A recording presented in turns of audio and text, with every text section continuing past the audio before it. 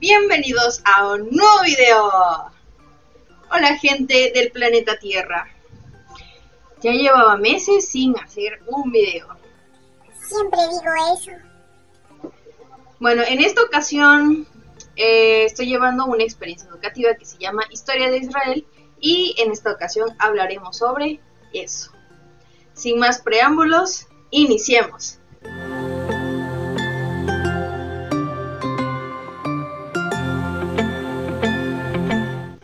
Bien, ahora sí, vamos a hablar un poco sobre el inicio y cómo se va originando toda parte de esta historia, ¿no?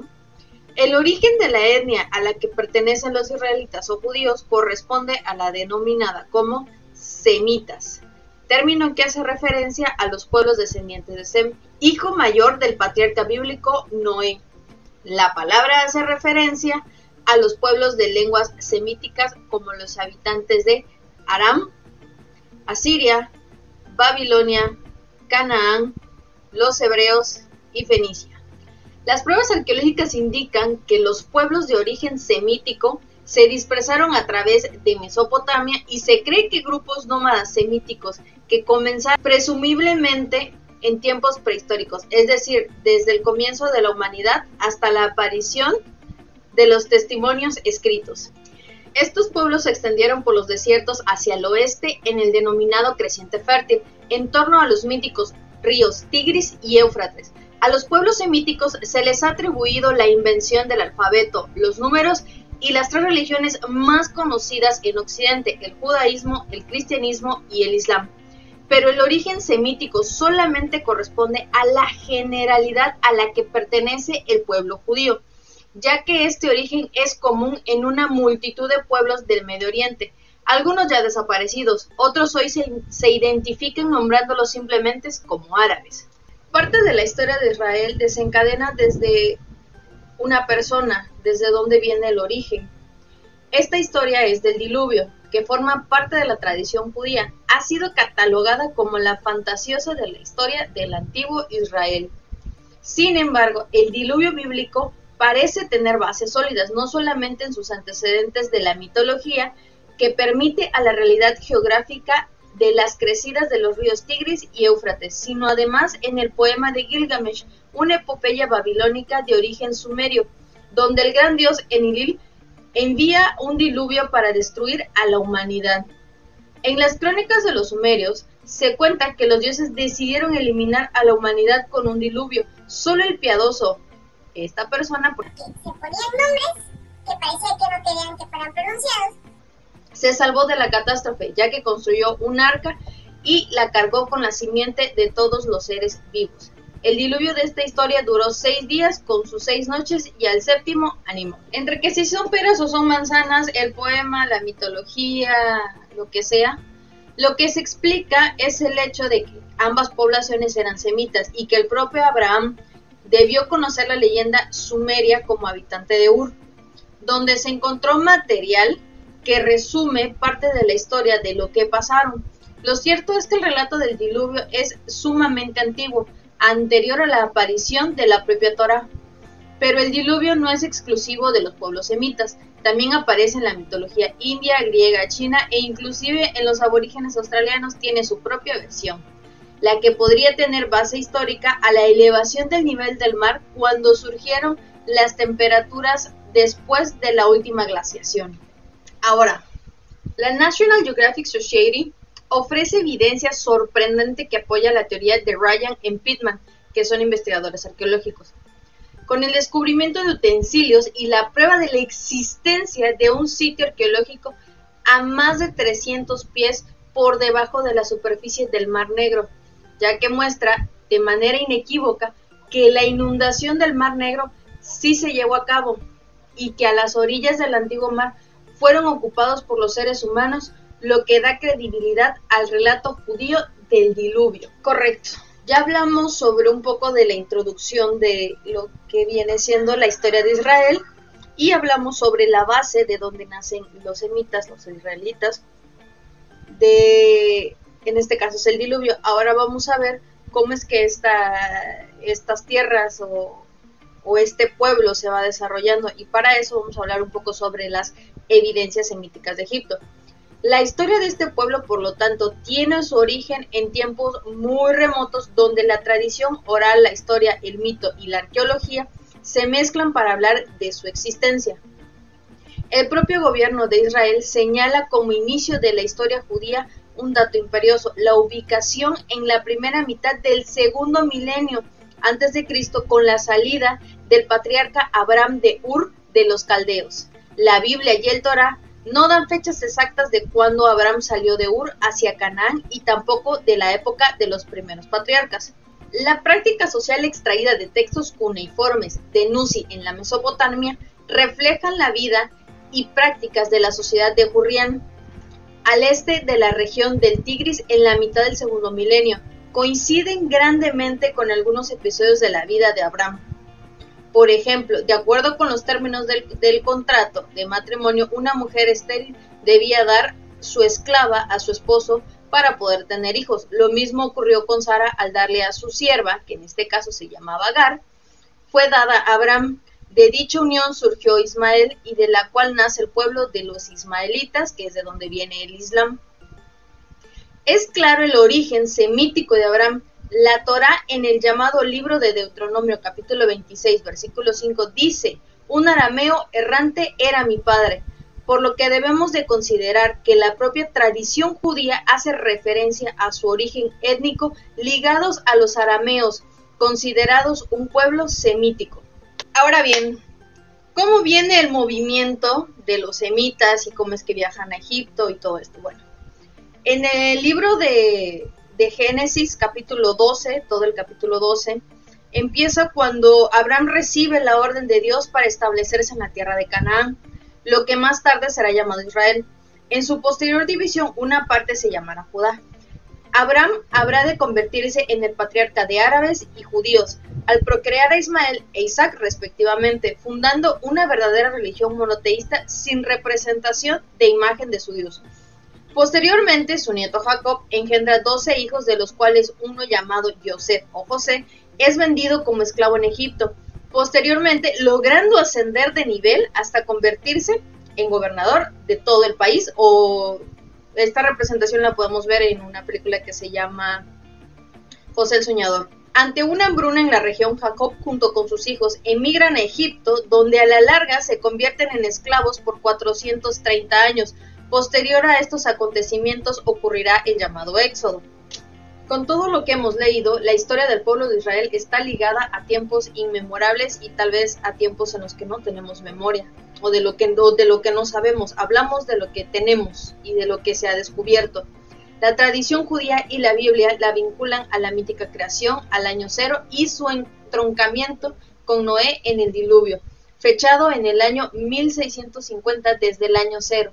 La entrada de Abraham a Canaán, a la que posteriormente será llamada la tierra de Israel, donde vivieron una corta temporada antes de emigrar a Egipto, donde permanecieron 430 años según el relato bíblico del Éxodo capítulo 12, versículo 40. Posterior a este acontecimiento, vinieron en forma tribal, divididos en 12 tribus, hasta que se unieron bajo el primer monarca, que en este caso fue el rey Saúl. El segundo rey, que fue el rey David, establecido en Jerusalén como capital alrededor del año 1500 antes del año cero. Y el hijo de David, Salomón, construyó el primer templo. Durante el reinado de Salomón, la nación se dividió en el reino del norte, que conservó el nombre de Israel y cuya caída se considera que ocurrió en el año 722 o 721, cuando los asirios lo destruyeron.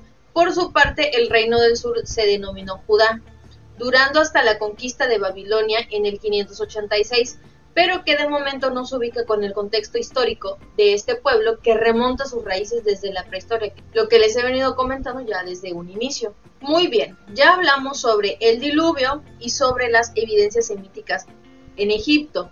Ahora vamos a hablar un poco sobre el reino de los Hyksos. ¿Qué son los Hyksos? Una de las confusiones más comunes es la idea en torno a tres definiciones: el hebreo, el judío o israelí. Saber la respuesta implica un primer término: determinar el origen de la palabra hebreo. Etimológicamente, el nombre hebreo parece significar aquellos que van de un sitio a otro o nómadas. Este señor que ustedes ven aquí es el rabino Samuel Lerer, de bendita memoria. Él nos ilustra que el nombre de hebreo le fue otorgado al patriarca Abraham, ya que en el hebreo la palabra es Ivri, que significa del otro lado. A Abraham se le dio ese nombre por dos razones. La primera, arribó a Canaán del otro lado del Éufrates, y la segunda razón es que fue el primer monoteísta y de alguna manera era del otro lado al creer en un solo Dios. Las fuentes cuneiformes llaman Javirú hebreos a los emigrantes labriegos o mercenarios que aparecieron en Babilonia, Asiria, Egipto y en Canaán, de los cuales proceden los hijos de Abraham. Esta afirmación encuentra su sustento en el pueblo denominado Javirú o Javirí, en las tablillas cuneiformes fechadas alrededor del 1400, encontradas en el Tel el Amarna en Egipto, por lo que es innegable que la denominación de hebreo corresponde a un pueblo de origen semítico muy antiguo, hoy denominado pueblo judío. El vocablo israelí también es sumamente antiguo, procede del tercer patriarca Jacob, quien cambia de nombre a Israel, aquel que prevalece por sobre lo divino. Según la tradición, el cambio de nombre ocurre después de su encuentro con un ser divino con el que lucha y derrota. Para el rabino Lerer, el rabino de hace rato, la traducción de Israel significa un príncipe de Dios, pero independientemente de un significado, fue la denominación usada en la antigüedad desde Jacob. El ascenso de los reyes Hicsos en Egipto fue posible gracias a la afluencia de inmigrantes de Palestina a Egipto, que comenzó alrededor del siglo XVIII a.C. Los inmigrantes trajeron consigo nuevas tecnologías, incluidos el caballo y el carro, el arco compuesto y armas metálicas mejoradas. La mayoría de ellos se establecieron en la parte oriental del delta del Nilo, donde lograron un papel dominante en el comercio con Asia Occidental. El tercero de los términos al que haremos referencia y que resulta ser el más conocido es el judío. Según Samuel Lerer, nos ilustra que las razones para ser considerados judíos son dos. La primera, porque el pueblo estaba dividido en 12 tribus descendientes de los 12 hijos de Jacob, o en este caso de Israel. De esas tribus, la de Judá era la tribu real y la más fuerte. En segundo lugar, en un inicio todo el pueblo estaba unido y se llamaba Israel, pero después de la muerte del rey Salomón, el reino se dividió en dos naciones, Israel en el norte y Judea en el sur. La región de Judea sobrevivió más allá del tiempo en que se destruyó el reino del norte, de ahí a que la gente de Judea fueran llamados judíos y representaban a los descendientes de todos los hijos de Jacob, por lo que también se les llamaba israelitas, aun cuando el reino de Israel ya no existía. En resumen, los Hicsos están conformados por las 12 tribus de Israel. Ok, ya hablamos sobre el diluvio, ya hablamos sobre la evidencia semítica en Egipto y ya hablamos sobre los Hicsos. Ahora vamos a una historia que igual marca mucho lo que es al pueblo de Israel. Si bien es sabido que el Mar Rojo es el mar por donde el pueblo de Israel cruzó bajo la dirección de Moisés, en la actualidad se ha demostrado que no fue el Mar Rojo el lugar por el que cruzaron para llegar a la tierra prometida. El Yam Suf en hebreo, que se traduce como Mar de los Juncos o Mar de las Cañas, es un golfo o cuenca del Océano Índico entre África y Asia. La traducción hebrea también puede hacer referencia a un lago de agua dulce o agua salada. Los juncos son una flora de agua dulce al norte del actual canal de Suez, que fue drenado en su construcción al extremo de Acaba. La Torá narra cómo los hijos de Jacob e Israel llegaron a Egipto víctimas de la hambruna. Se establecieron en la zona de la ciudad de Goshen o Gosén, región del antiguo Egipto, en el que se asentaron los israelitas desde su llegada hasta el Éxodo. Aunque la ubicación exacta de este territorio no ha podido determinarse y está en discusión, y después de haber vivido 430 años, salieron con gran poder bajo el mando de Moisés, recibieron las leyes, vagaron 40 años por el desierto y entraron de regreso a Canaán y la conquistaron. Hofmeyr tiene 2 puntos. ¿Quién es Hofmeyr? Hofmeyr es un arqueólogo que se ha dedicado a investigar esto. Tiene 2 puntos. El primero de ellos es que Al margen de creerle que encontró el Yanshuf, lo importante es recalcar que la Torá nos habla claramente de que cruzaron por un mar de juncos, y es obvio que en el Mar Rojo no crecen juncos. El segundo punto a destacar es que, habiendo quedado claro que el cruce se realizó en un lago cercano al delta del río Nilo, y que la hipótesis de Hofmeyr lo ubica prácticamente en la costa, permite suponer que los israelitas sí pudieron cruzarlo caminando. Por otro lado, el geólogo Daniel Stanley del Instituto Smithsoniano arroja evidencia que el litoral egipcio del Mediterráneo en la época del Éxodo se encontraba aproximadamente 20 kilómetros al sur de su ubicación actual. Asimismo, y considerando las evidencias de un sistema de protección formado por los lagos, el sistema de canales construido por los egipcios y el propio río Nilo que desemboca en el mar Mediterráneo, el Yanshuf, al estar cerca del mar y conectado a este por el sistema de canales, se encontraba influenciado por los cambios de mareas del mar Mediterráneo y, en consecuencia, pudo sufrir los movimientos marinos generados por la Terea, permitiendo el paso de los israelitas por el dicho canal. Ok, para que el pueblo de Israel pudiera salir de Egipto y pudiese cruzar en este caso por el Yanshuf, que es el mar de las cañas o el mar de los juncos, tuvieron que haber pasado por una situación que obligara al pueblo de Egipto a dejarlos ir, que en este caso era el faraón. Este tema a mí me causa mucha controversia por mis creencias, pero aún así lo vamos a intentar hacer. En el noreste de Camerún hubo un desprendimiento de gas tóxico en un lago volcánico. No fue la primera vez que en este país se ha reportado un suceso de esta índole, ya que, por ejemplo, en 1984 este tipo de gas se filtró fuera del lago asfixiando a 40 personas. Es posible que debido a la erupción del Santorini o Terea, los primogénitos egipcios murieron de asfixia, ya que se sabe que ellos dormían en las zonas altas de sus casas. La explosión generó una columna de humo y cenizas de más de 40 kilómetros de altura y 200 de diámetro que afectó a regiones ubicadas a cientos de kilómetros. Egipto no fue una excepción. En los restos de Avaris se han encontrado piedra pómez. El profesor Jean Daniel Stanley del Instituto Smithsoniano ha demostrado que esta piedra vino con una nube de cenizas y no con una marea. Por tanto, las vicisitudes que vivió Egipto en esos días fueron catastróficas. Si bien las plagas azotaron al reino de Ramsés II, cada una de las acciones acontecidas en Egipto fueron permitidas por un dios que quería libertar a su pueblo o por una reacción a un volcán. ¿Cuáles fueron las plagas que azotaron a Egipto? Ahora vamos a explicar cada una de las plagas, vamos a explicar la parte bíblica y vamos a explicar la parte científica. En la parte bíblica, en el libro del Éxodo, a partir del capítulo 7, nos habla de cómo Dios habla, o Jehová, más bien Jehová en este entonces, habla a través de la vida de Moisés y le dice que vaya delante del faraón y le diga que deje libre a su pueblo, y si no lo hace, pues lo va a azotar. La primera vez que Moisés va delante de faraón, este se encontraba en el río y le dijo a faraón que dejara ir a su pueblo. Él dice que no, y pues obviamente Jehová le habla a Moisés y le dice que ponga su vara en el río y este se convierte en sangre. La segunda plaga es la plaga de las ranas. Una gran plaga de ranas invadió Egipto, afectando los huertos y los cultivos de los egipcios. La Biblia dice que Moisés fue delante de faraón y le dijo que Dios le iba a enviar una plaga de ranas si no dejaba ir a su pueblo. Entonces va Moisés delante de faraón, el faraón tiene endurecido su corazón, le dice que no.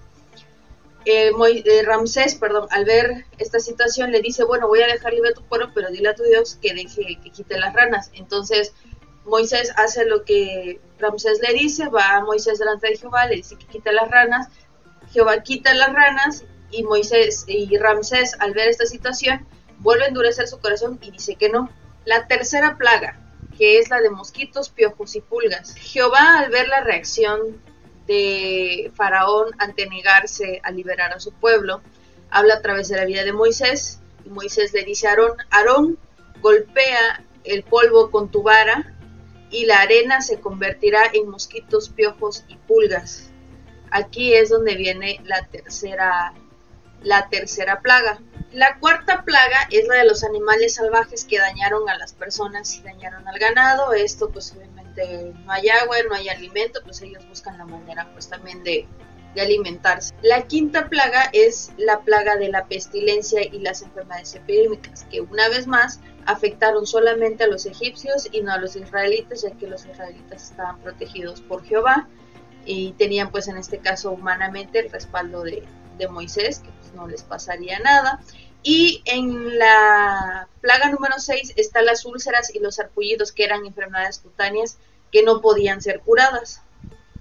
En la plaga número 7 viene la plaga del granizo de fuego y hielo, una destructiva tormenta que arrasó los campos de los egipcios, dejándolos sin comida, sin alimentos y más vulnerables.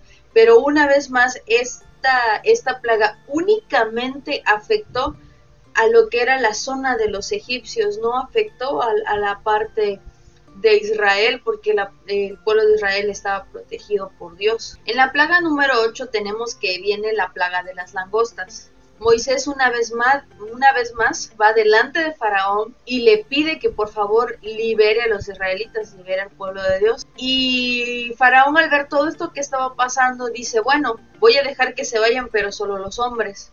Entonces Moisés no lo acepta y Dios, al ver el corazón tan endurecido de Faraón, le manda la plaga de las langostas. Estas langostas terminaron de acabar o de arrasar con todo lo que quedaba de las cosechas, si es que quedaba algo. Y tenemos también la plaga número 9, que es la de la oscuridad. Un vasto manto de oscuridad cubrió Egipto durante 3 días. Esta oscuridad era previa a la última de las 10 plagas que Jehová mandó sobre la tierra de Egipto.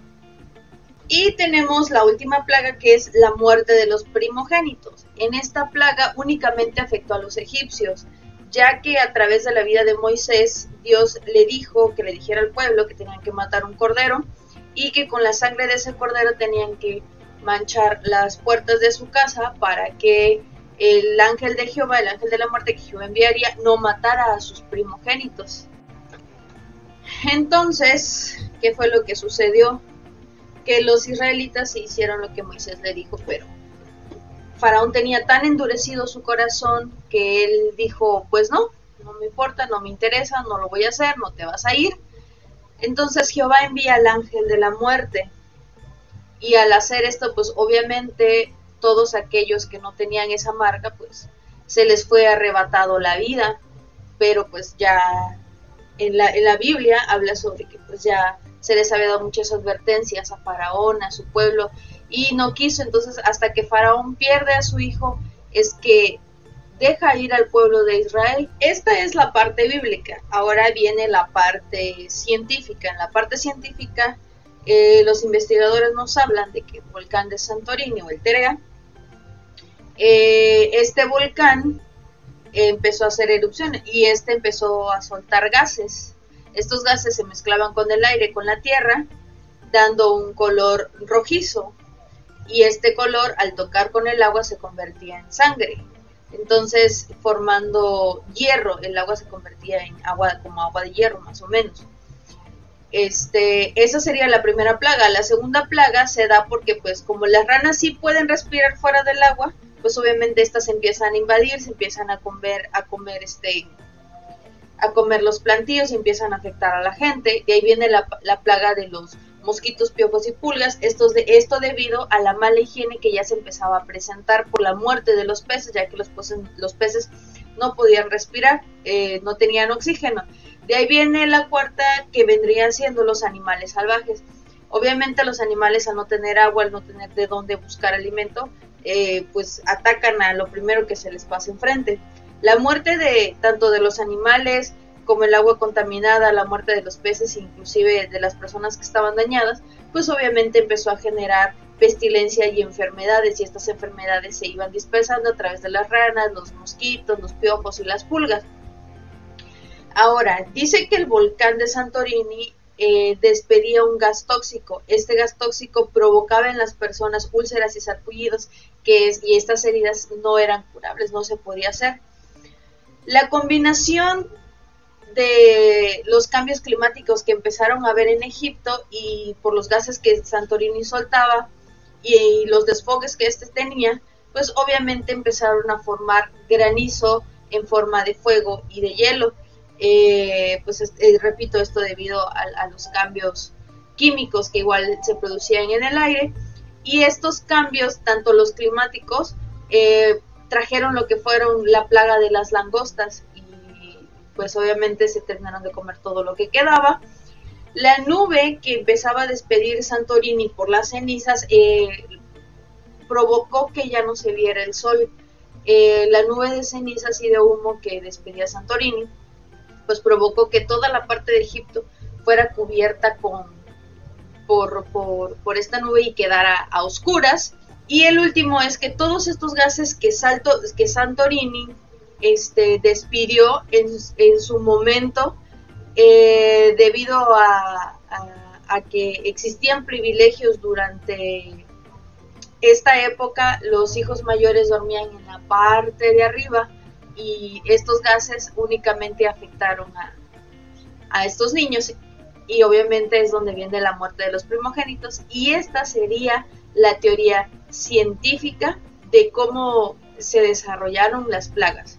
Pero al final de cuentas cada quien tiene derecho a creer en su fe o en la ciencia. Y de esta manera es como el pueblo de Israel queda libre de las manos de Faraón y se considera un pueblo libre, y de ahí pasa 40 años en el desierto hasta llegar a la tierra prometida, cuando regresan hasta Canaán. En resumen, desde el inicio, Noé tiene 3 hijos, Cam, Sem y Jafet. De Sem nacen los semitas, de los semitas nacen los hebreos, de los hebreos, que en este caso que es Abraham, de Abraham nace Isaac, de Isaac nace Jacob, y de Jacob nacen las 12 tribus de Israel, que por la hambruna tienen que ir a Egipto en busca de su hermano José, que era el gobernante en ese entonces. Pasan 450 años esclavizados hasta que llega Moisés, y Moisés los libera, previo a todas las plagas que pasó Egipto, y pasan por el Yam Suf. Espero que les haya gustado este video. La verdad que para mí fue un poco conflictivo hacerlo, pues por las creencias y los valores que me han inculcado mis padres, pero pues como historia la verdad está muy buena, y espero que les haya gustado, y nos vemos hasta la próxima en un par de meses o hasta que vuelva a salir otro video. ¡Chao!